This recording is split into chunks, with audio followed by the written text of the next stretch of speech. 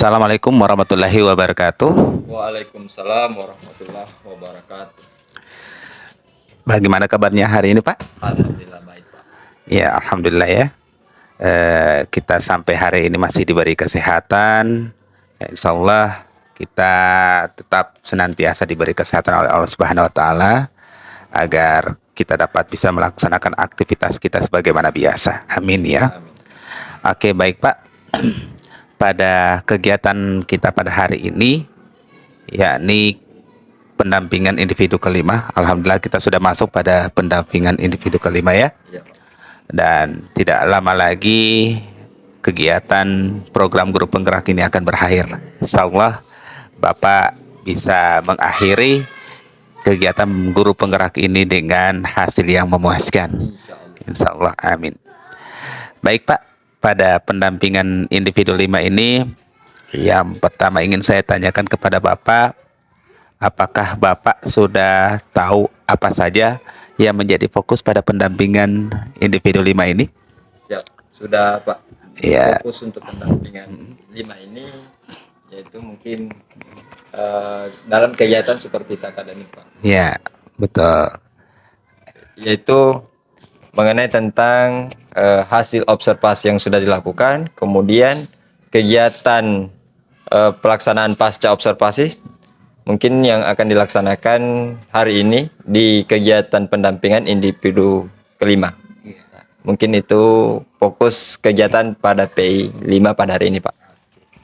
Ya, jadi benar sekali Pak. Jadi untuk pendampingan individu kelima ini kita masih menindaklanjuti kegiatan pendampingan individu 4 ya. Salah satunya di mana pada pendampingan individu 5 ini saya sebagai pengajar praktik itu akan melakukan penilaian terhadap Bapak pada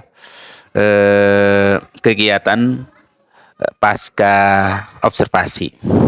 Namun saya perlu sampaikan kembali atau tegaskan kembali ya, bahwa dalam pendampingan individu 5 ini ada 4 ya yang akan kita bahas ataupun kita diskusikan. Yang pertama adalah tentang refleksi penerapan aksi nyata modul 3.1. Kemudian diskusi rancangan program yang berdampak pada murid. Ketiga, diskusi perkembangan komunitas praktisi yang dijalankan di sekolah serta implementasi dari rencana di Lokakarya 3 untuk berbagi ke rekan sejawat. Dan yang keempat itu penilaian praktik coaching. Jadi seperti yang Bapak sudah sampaikan di awal tadi bahwa tindak lanjut dari observasi kemarin. Nah, di bagian keempat yakni penilaian praktik coaching, disitulah Bapak akan dinilai bagaimana Bapak dalam melakukan coaching pada guru khusus untuk pada bagian pasca observasi.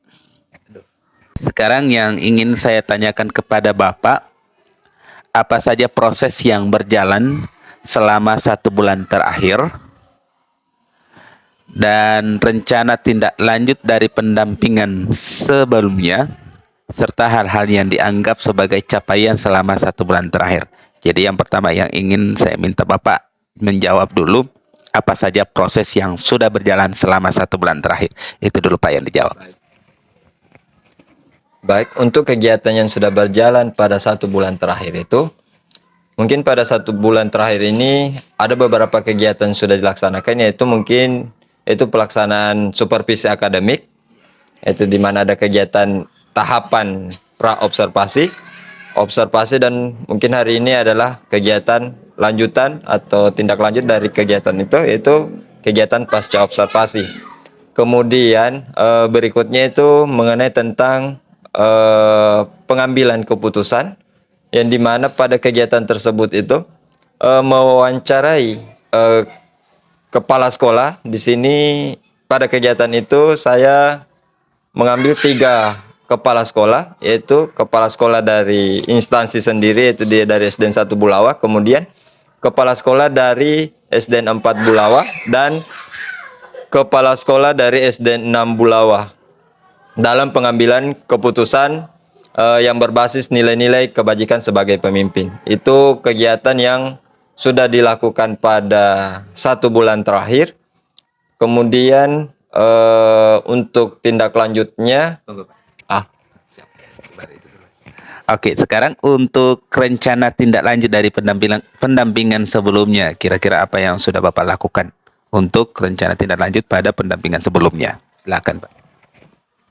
baik untuk untuk tindak lanjut pada pendampingan sebelumnya, di mana pada pendampingan sebelumnya itu mengenai tentang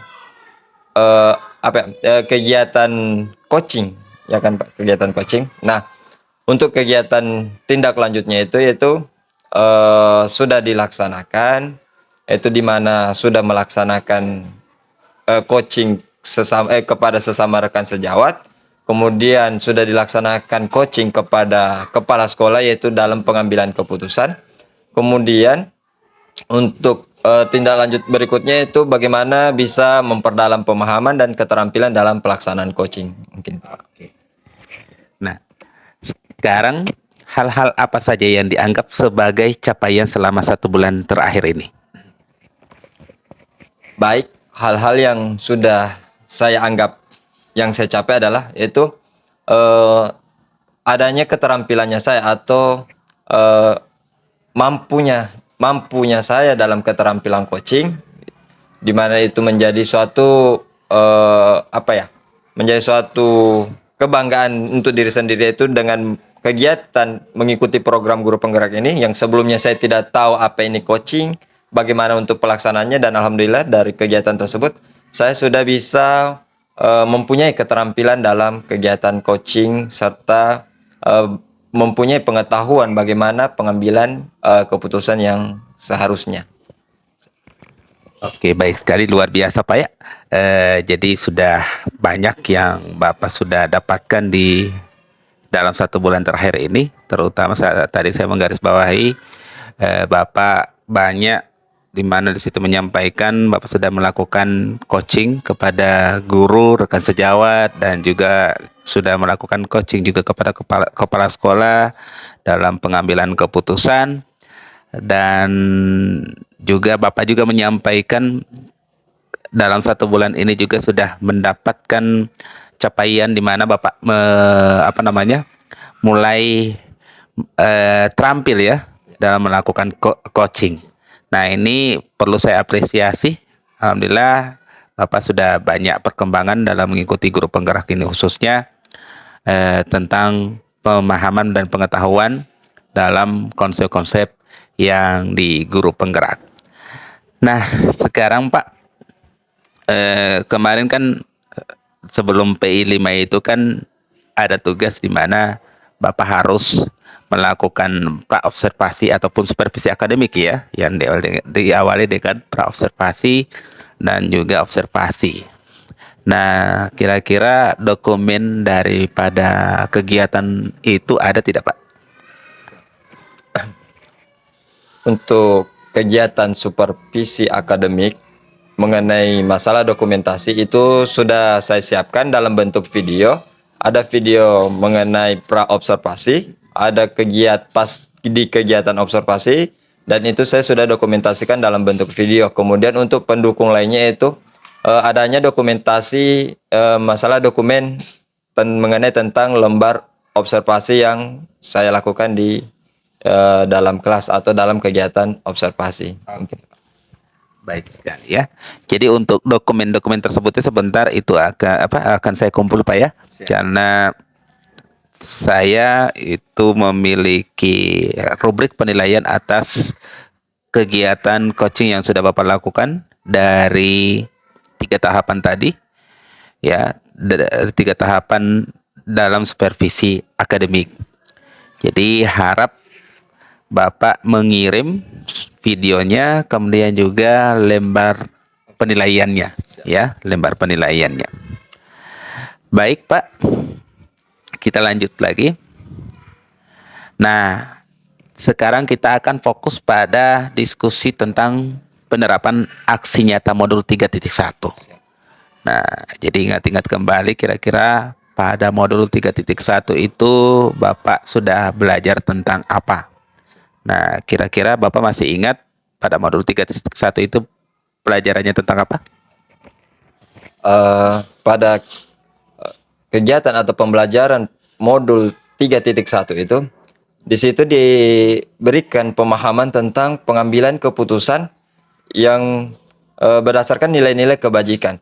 Nah, di situ pada modul 3.1 itu diajarkan ada beberapa hal yang harus dipertimbangkan atau harus diperhatikan dalam pengambilan sebuah keputusan, di mana dalam modul 3.1 itu diajarkan tentang 4 paradigma dilema etika, yang dimana yang pertama adalah individu lawan masyarakat, kemudian yang kedua adalah kebenaran lawan kesetiaan, dan yang ketiga adalah mengenai jangka pendek melawan jangka panjang, dan yang terakhir adalah keadilan melawan rasa kasihan. Itu 4 paradigma yang ada pada modul 3.1 dalam pengambilan sebuah keputusan yang termasuk dilema etika. Kemudian berikutnya adalah 3 prinsip pengambilan keputusan, yaitu yang pertama adalah mengenai berpikir berbasis hasil akhir, kemudian yang kedua berpikir berbasis peraturan, dan yang ketiga adalah berpikir berbasis rasa peduli.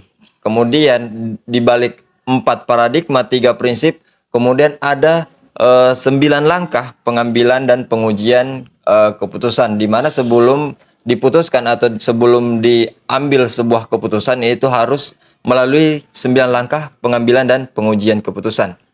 Di mana mungkin yang pertama adalah mengenali bahwa ada nilai-nilai yang saling bertentangan. Kemudian yang kedua adalah menentukan siapa yang terlibat dalam situasi tersebut. Kemudian yang ketiga adalah mengumpulkan fakta-fakta yang relevan.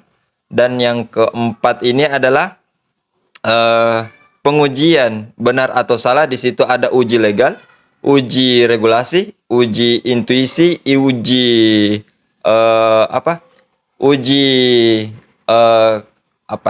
uji media, yang dimana ketika ditampilkan apakah dia bisa mengganggu kesenjangan diri, yaitu apakah dia viral atau bagaimana. Kemudian uji panutan idola di dalam uji benar salah itu. Kemudian selanjutnya adalah pengujian paradigma benar atau salah. Kemudian selanjutnya itu diterapkan prinsip pengambilan keputusan. Kemudian investigasi opsi trilema, di mana diberikan tiga keputusan yang membuat semakin dilemanya. Kemudian buat keputusan, dan terakhir adalah tinjau kembali atau merefleksikan kembali keputusan tersebut. Mungkin itu Pak di modul 3.1. Oke, luar biasa Pak ya. Jadi saya sangat apresiasi atas apa yang sudah Bapak pelajari dan juga sudah kuasai di modul 3.1. Alhamdulillah. Nah, sekarang kita kembali merefleksi tentang proses pengambilan keputusan dengan beberapa pertanyaan yang akan saya ajukan. Yang pertama, berdasarkan hasil pemetaan yang Bapak lakukan, bagaimana hal tersebut memengaruhi proses pengambilan keputusan yang dilakukan? Bisa dipahami soalnya, Pak? Oke. Baik, untuk pengambilan atau pemetaan yang mempengaruhi dalam pengambilan sebuah keputusan itu, mungkin pada tahap modul 3.1 itu kami diajukan beberapa kasus untuk mengidentifikasi bagaimana cara pengambilan sebuah keputusan. Di situ dalam pengambilan sebuah keputusan dalam kasus tersebut, dalam kasus tertentu yang sudah diberikan kepada kami atau yang sudah ditujukan kepada kami untuk mengidentifikasi pengambilan keputusan yang bagaimana yang sebaiknya dilakukan oleh sebuah pengambil keputusan, yang biasanya di sini adalah kepala sekolah atau pemimpin pembelajaran. Baik, untuk pemetaannya itu dalam sebuah pengambilan keputusan itu berdasarkan dengan mempertimbangkan itu 4 prinsip, 4 paradigma, 3 prinsip dengan 9 langkah pengujian itu, di mana dalam pengambilan keputusan itu harus berlandaskan atau harus mengambil sebuah keputusan yang tetap berpihak kepada murid. Nah, itu yang sudah diberikan kepada kami dan bahkan sudah diujikan untuk pemahaman calon guru penggerak, peserta calon guru penggerak itu diajukan atau diberikan beberapa kasus dalam pengambilan sebuah keputusan. Di mana dalam kasus tersebut ada kasus yang merupakan kasus bujukan moral dan ada yang merupakan kasus dilema etika seperti itu. Mungkin yang ketika dilema etika itu ada pengujian benar salah. Kemudian untuk kasus bujukan moral itu yaitu adalah salah. Memang suatu pengambilan kasus yang memang sudah jelas-jelas salah seperti itu. Untuk pemetaannya seperti itu, Pak. Oke, baik. Dan menurut Bapak, apa yang masih perlu dikembangkan atau perlu dievaluasi khususnya dalam pengambilan keputusan?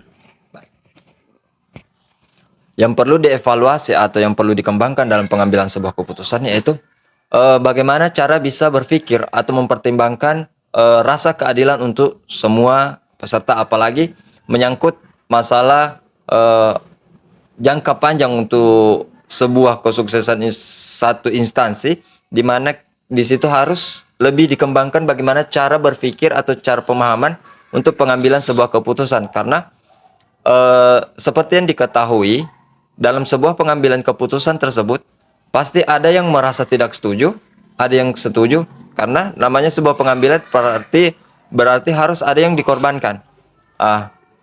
Dan untuk pengambilan sebuah keputusan tersebut itu harus mempertimbangkan rasa keadilan untuk semua orang. Maka dari itu mungkin untuk evaluasi atau pengembangan yang harus dilakukan ke depannya adalah bagaimana bisa mempertimbangkan atau lebih memperdalam lagi pemahaman menyangkut pengambilan sebuah keputusan yang bisa berdampak kepada kesejahteraan segala segala personal atau segala individu. Kemudian yang kedua itu bagaimana bisa dalam sebuah pengambilan keputusan itu bisa tetap memberikan dampak positif dalam sebuah keputusan tersebut. Mungkin itu, Pak. Oke. Sekarang menurut Bapak, apa kira-kira yang mendukung keberhasilan dari keputusan yang Bapak ambil? Untuk menunjang keberhasilan dalam pengambilan keputusan yaitu mungkin yang paling penting adalah dukungan, kerjasama, kemudian saling percaya dalam sebuah pengambilan keputusan. Mungkin itu yang menjadi dasar keberhasilan. Karena tanpa itu semua, tanpa dukungan, tanpa kerjasama, tanpa kolaborasi, pasti dalam sebuah pengambilan keputusan itu tidak akan berhasil. Kemudian yang paling penting adalah pengambilan keputusan itu harus tetap berpihak kepada murid. Mungkin itu. Oke, luar biasa. Sekarang kita lanjut lagi, Pak ya. Adakah pengalaman yang terjadi dalam waktu dekat ataupun sebelum mengikuti pendidikan guru penggerak yang mencerminkan dilema etika, baik itu terkait murid maupun rekan sejawat? Sebelum mengikuti kegiatan guru penggerak di instansi ini atau misalnya di sekolah ini pernah mengalami kasus dilema etika di mana kasus tersebut menyangkut masalah peserta didik mengenai penaikan kelas. Di sini memang sudah umum, bahkan ketika di ruang kolaborasi, bahkan di ruang diskusi, rata-rata setiap instansi itu mengeluhkan atau mengalami kasus yang sama, yaitu bagaimana peserta didik itu bisa dinaikkan meskipun syarat ketentuan untuk naik kelas itu tidak terpenuhi. Di situ juga di kelas ini di sekolah ini pernah mengalami hal tersebut, di mana pernah salah satu siswa kelas 6 untuk kemampuannya atau untuk menjadi syarat kelulusannya itu tidak terpenuhi, yang dimana di siswa kelas 6 tersebut itu tidak tahu membaca sampai sekarang. Maksudnya sampai di kelas 6 itu belum tahu membaca. Kemudian untuk pengambilan keputusannya itu sudah diadakan musyawarah bersama staf atau segala pegawai yang ada di sekolah ini, di mana tetap mempertimbangkan masa depan seorang siswa tersebut. Ketika ditetapkan untuk tetap tinggal di sekolah ini, otomatis lebih menghambat perkembangan pada siswa tersebut. Karena kebetulan juga siswa tersebut memang salah satu peserta didik yang termasuk berkebutuhan khusus. Makanya dalam kegiatan pengambilan keputusan ini mungkin diadakan kolaborasi untuk semua staf atau untuk semua stakeholder yang ada di sini dalam pengambilan keputusan tersebut, yaitu tetap bagaimana dari pihak sekolah membantu agar yang menjadi persyaratan untuk kelulusan peserta didik itu dapat terpenuhi. Nah, untuk pengambilan keputusan yang dikeluarkan atau yang diputuskan oleh pemimpin atau sebagai kepala sekolah di sini, itu bagaimana seorang wali kelas tetap memberikan nilai kepada peserta didik tersebut agar dia tetap bisa mencapai standar yang menjadi standar kelulusan pada waktu itu, di mana kepala sekolah menganjurkan dia tetap diluluskan, tetapi diluluskan secara bersyarat. Nah, apalagi kan kemarin sempat juga di materi guru penggerak itu ada ada materi yang dimana setiap peserta didik itu memiliki keunikan, memiliki pemahaman berdasarkan tingkat usianya. Nah, itu yang menjadi dasar juga sebagai kepala sekolah dalam pengambilan keputusan, di mana setiap peserta didik itu berhak mendapatkan kesempatan untuk melanjutkan atau untuk mengembangkan kemampuannya sesuai dengan jenjang yang dia ampuh.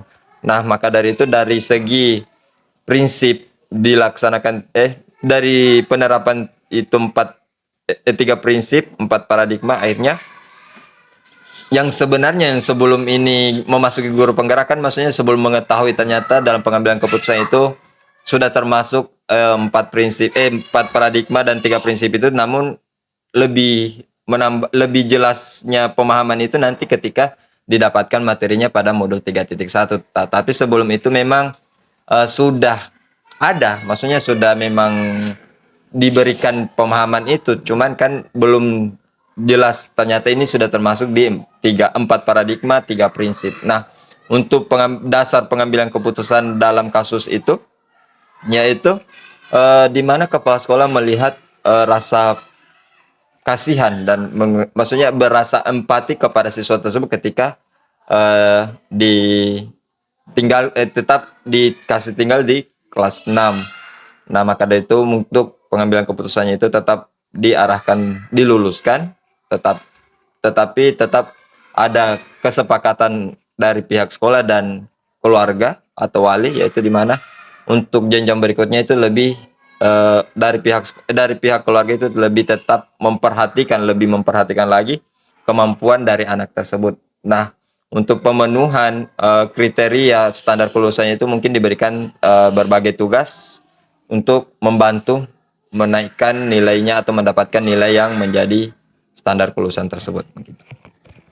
Nah, sekarang menurut Bapak, apakah proses pengambilan keputusan yang dilakukan tersebut itu sudah sesuai dengan prinsip dan langkah yang dipelajari di modul 3.1? Berdasarkan kasus tersebut, dalam pengambilan keputusan sudah termasuk dalam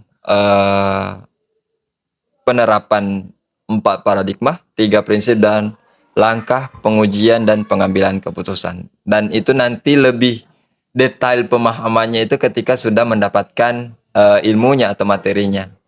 Baik. Oke.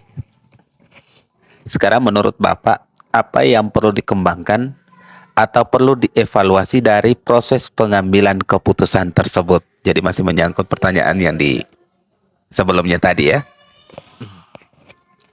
Baik, untuk yang perlu direfleksikan atau dievaluasi kembali dalam pengambilan sebuah keputusan, yaitu mungkin yang menjadi bahan pertimbangan atau yang bahan menjadi evaluasi itu dampak dari pengambilan sebuah keputusan itu, apalagi di dalam pengambilan sebuah keputusan itu ada di paradigma pengambilan keputusan itu melihat dari jangka panjang dengan jangka pendek dan jangka panjangnya, di mana pada pengambilan sebuah keputusan itu harus dilihat dampak untuk kedepannya bagaimana. Nah, selain melihat kondisi murid atau melihat untuk kesenjangan murid ke depannya, harus lebih mempertimbangkan juga dampak untuk dampak ke depannya untuk suatu instansi yang dipimpin itu untuk pengambilan keputusan bagi kepala sekolah. Oke, baik Pak ya. Jadi itu beberapa pertanyaan tentang modul 3.1 dan alhamdulillah Bapak sudah bisa menjawab. Dan menurut saya jawaban yang sudah Bapak sampaikan itu sudah memang benar-benar sesuai dengan konsep dari modul 3.1 tentang pengambilan keputusan. Jadi saya sangat apresiasi atas apa yang sudah Bapak pelajari di modul tersebut. Nah, sekarang kita fokus lagi pada program ataupun pada rancangan program yang berdampak pada murid. Ya. Jadi kita diskusi lagi fokusnya di rancangan program yang berdampak pada murid. Nah, yang pertama yang ingin saya tanyakan kepada Bapak, apakah Bapak sudah membuat rancangan program yang berdampak pada murid? Iya. Sudah. Baik. Untuk program yang berdampak pada murid itu untuk mengembangkan kepemimpinan murid, alhamdulillah sudah dibuatkan programnya, yang dimana juga sudah diinformasikan untuk sudah melakukan diskusi kepada rekan sejawat dan kepala sekolah mengenai program tersebut.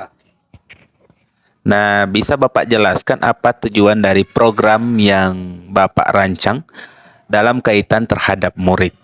Dan apakah sudah ada indikator ketercapaian tujuannya? Baik, untuk tujuan dari program yang telah saya rencanakan yaitu di mana pada program tersebut untuk mengembangkan kepemimpinan murid, yaitu saya membuat sebuah program, yaitu program mendaur ulang sampah.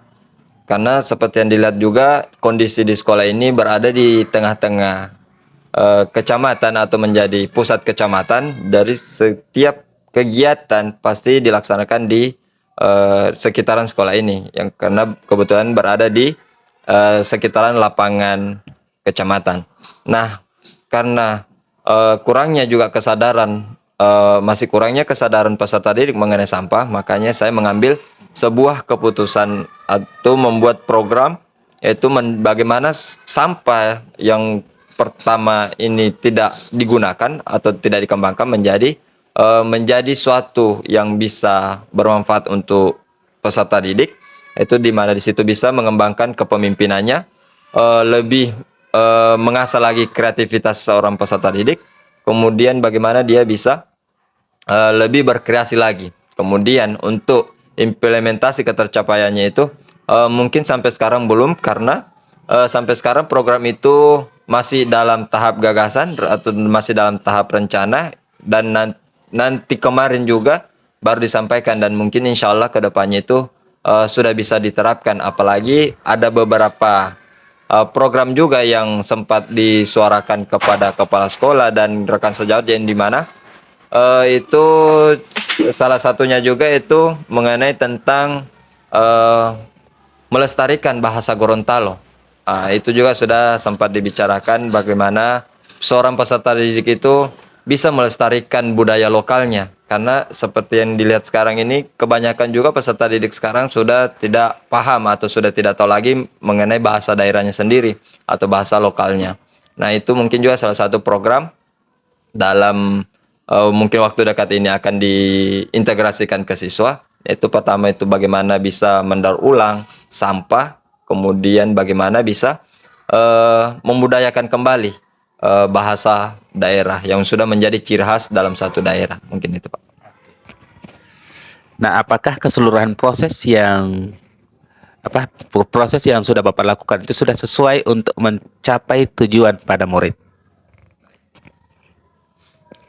Baik, dalam membuat sebuah program tersebut, mungkin sebelumnya dalam pembuatan atau perencanaan program tersebut mungkin sudah eh, apa ya, sudah direncanakan, kemudian sudah dipertimbangkan lagi melalui diskusi atau kolaborasi, bukan hanya kegiatan kolaborasi dalam suatu instansi tersebut, bukan bukan hanya berkolaborasi dengan rekan sejawat, tetapi sudah kebetulan program itu sudah dibicarakan atau sudah berkolaborasi dengan fasilitator sebelumnya. Nah, untuk bagaimana rancangan itu bisa sesuai atau sudah sesuai dengan eh, sudah sesuai dengan apa yang diharapkan itu, insya Allah sudah, karena itu sudah dibicarakan atau sudah diutarakan bersama rekan sejawat, kepala sekolah, baik bersama ibu fasilitator yang menjadi eh, atau sebagai fasilitator dalam kegiatan guru penggerak ini. Oke, baik. Nah, sekarang dukungan apa saja yang Bapak perlukan untuk menerapkan program yang sudah dibuat tersebut?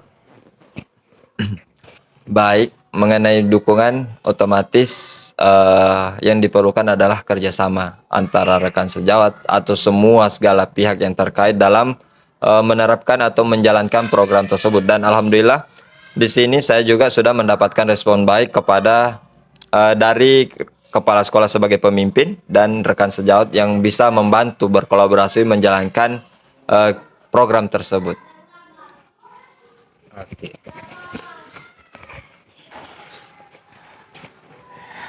Apa kira-kira yang menjadi tantangan Bapak dalam melaksanakan rancangan program yang sudah dibuat tersebut? Yang menjadi tantangan adalah mungkin dalam program daur ulang itu mungkin masih membutuhkan biaya, karena di situ kan menggunakan mungkin peralatan-peralatan yang belum ada di sekolah ini, misalkan KLM, gunting, dan bahan-bahan lainnya. Mungkin itu menjadi tantangan juga. Kemudian yang kedua adalah bagaimana sampah yang ada bisa dibuatkan menjadi suatu karya. Karena namanya sampah kan tidak tahu bahannya apa saja. Pokoknya namanya sampah ini bagaimana kita bisa membuat sebuah karya dalam bahan-bahan yang ada, bukan bahan yang memang sudah ditentukan, tetapi bahan-bahan yang memang ada yang termasuk sampah tersebut. Mungkin untuk menjadi tantangannya dari segi itu adalah bahan.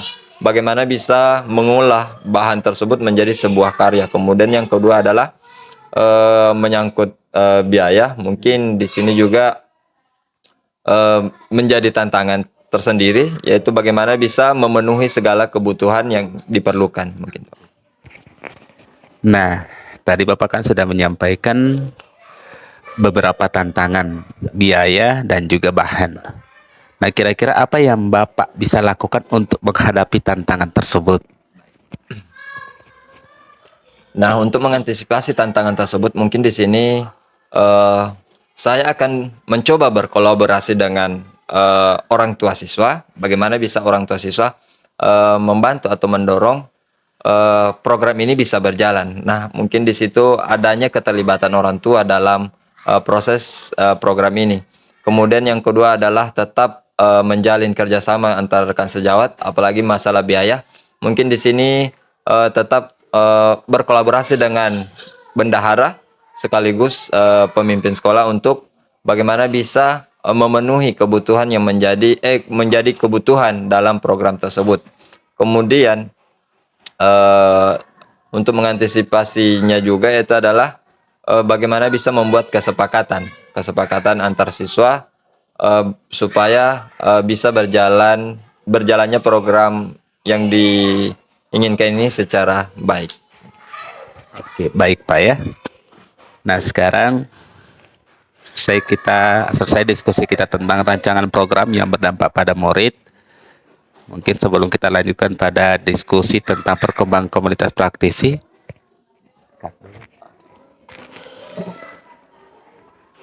Oke, kita lanjutkan lagi diskusi kita Pak ya. Iya. Oke, diskusi kita kali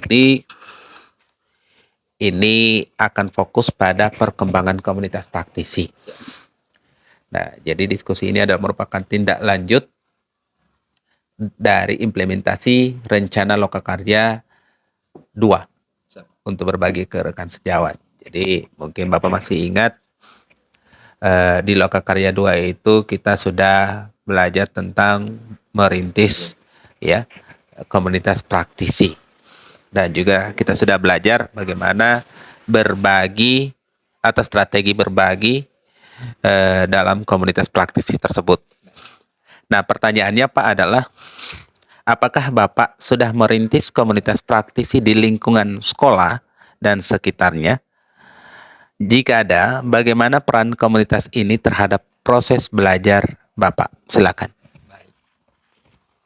Ini menyangkut komunitas belajar yang ada di sekolah, yaitu di sini mungkin ada satu komunitas belajar yang diterapkan di sekolah ini, yaitu bagaimana dalam proses pembelajaran itu lebih itu pemanfaatan teknologi dalam proses pembelajaran itu salah satu bentuk atau kegiatan komunitas yang ada di sini, Pak.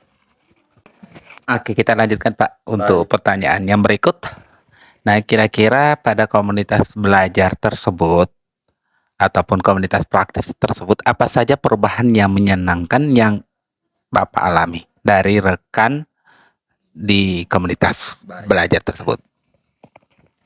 Baik, di sini hal yang menyenangkan dalam kegiatan komunitas belajar tersebut di situ adalah bagaimana respon dari rekan sejawat dalam mengintegrasikan pemanfaatan teknologi dalam proses pembelajaran. Nah, dalam kegiatan komunitas belajar ini, rekan-rekan sejawat dalam melaksanakan proses pembelajaran, dia sudah mengintegrasikan pembelajaran teknologi pada proses pembelajaran, di mana pada proses pembelajaran itu sudah menggunakan teknologi yang bisa membantu dalam proses pembelajaran dan sampai bisa meningkatkan keaktifan atau keseriusan peserta didik dalam proses belajar mengajar. Mungkin itu, Pak. Dan apa rencana yang akan dilakukan komunitas belajar Bapak atau komunitas praktisi Bapak setelah program ini selesai? Baik, untuk yang mau dikembangkannya itu karena belum mencakup keseluruhan dalam kegiatan tersebut, mungkin untuk rencana kedepannya adalah bagaimana mengupayakan kegiatan tersebut bisa berjalan sepenuhnya atau bisa berjalan semaksimal mungkin. Maka dari itu untuk pengembangannya itu bagaimana di dalam instansi ini semua stakeholder yang ada di sini itu bisa melakukan kegiatan tersebut atau bisa mengintegrasikan pemahaman yang sudah ada dalam kegiatan proses belajar mengajar. Mungkin itu, Pak. Oke. Sekarang apa dukungan yang Bapak perlukan untuk komunitas praktisi Bapak agar bisa terus belajar bersama? Mengenai dukungan, mungkin dukungan yang paling saya harapkan adalah adanya kolaborasi kerjasama dalam melaksanakan kegiatan tersebut, dan bukan hanya ketika dalam program guru penggerak ini, tapi bisa berjalan bagaimana untuk kedepannya atau bisa tetap bertahan, bahkan untuk bisa lebih dikembangkan lagi dari apa yang sudah terjadi untuk sekarang ini, Pak. Oke, baik Pak ya. Terima kasih untuk kesekian kali Pak. Jadi untuk sesi ini kita akhiri dulu, dan setelah ini kita akan berlanjut pada sesi tentang dialog pasca observasi pembelajaran.